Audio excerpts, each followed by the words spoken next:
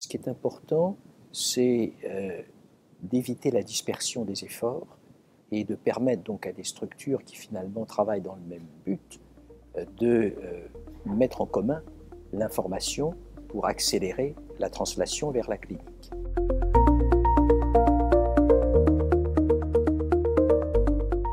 La thérapie génique, elle a pendant longtemps été une perspective et un espoir, elle est devenue aujourd'hui une réalité.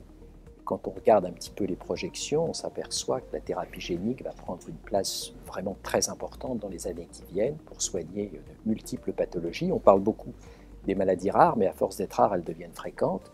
Et donc on voit déjà l'extension possible vers des pathologies qui dépassent le cadre beaucoup plus restreint de ces maladies dites rares. Je pense qu'il y a des enjeux réels, mais il y a également un champ énorme des possibles.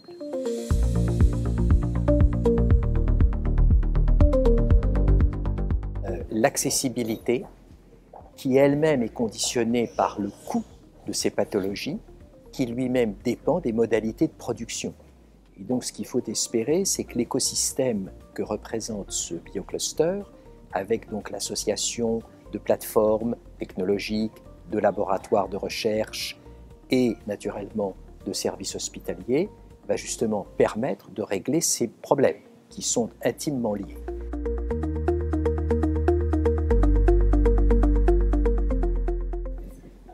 Le but de l'assistance publique, c'est de collaborer bien sûr avec ce biocluster pour mettre à disposition le nombre considérable de nos services hospitaliers et qui représentent au fond la totalité des pathologies potentiellement éligibles à la thérapie génique pour en faire bénéficier les patients hospitalisés à l'AP et à l'extérieur de l'AP à terme.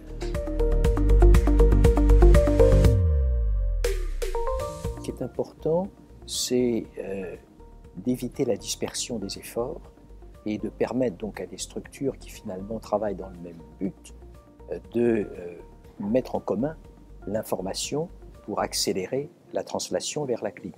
Il y a déjà effectivement des collaborations. S'il y avait un seul exemple à donner, c'est celui de la drépanocytose, projet développé par Marina Cavazzana sur la plateforme APHP de Necker.